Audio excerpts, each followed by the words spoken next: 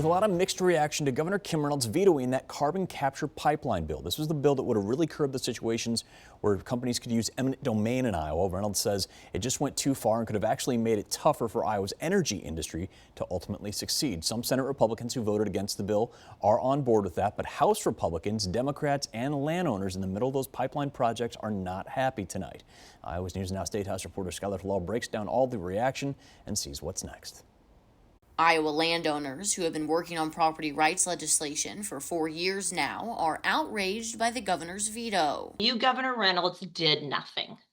The legacy you leave behind is one of bowing down to big business at the expense of Iowans. But they're not the only ones left feeling betrayed, as Republicans remain at odds with each other. You can say there's a little bit of a revolution going on in Iowa right now in the Republican Party because we're not going to stop. This fight is far from over. House Speaker Pat Grassley is calling for a special session.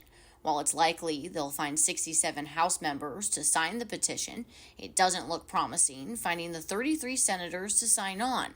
On top of that, one GOP rep wants to investigate all aspects of what he's calling the summit scandal. When people act irrationally, contrary to the Constitution and contrary to the vast tide of public opinion, it makes me wonder why they are doing what they're doing. Calling Reynolds' actions unforgivable and a violation of her oath of office, one Republican, Bremer County supervisor, is calling on lawmakers to impeach the governor. Our General Assembly addressed the glaring issue of the governor's malfeasance by ignoring the Constitution to decimate our private property rights with her actions.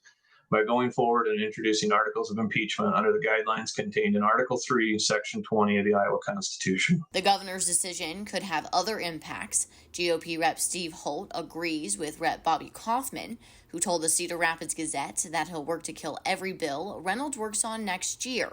And landowners aren't planning to forgive and forget either. We can do what South Dakota did and elect representatives that will reflect the will of the majority in Iowa, unlike Governor Reynolds and her minions in Senate leadership. In Des Moines, Skylar Law reporting.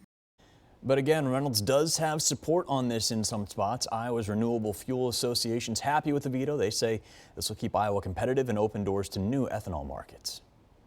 It's a very controversial bill, I think everybody's seen, but overall, it's relief. Always try to offer ideas, and we're hopeful that now there'll be more reception to sit down and have both sides to figure out what was that next step forward. Meanwhile, Summit Carbon Solutions thanks Governor Reynolds for vetoing the bill in this statement sent to us today. They say they're looking forward to more discussions with lawmakers.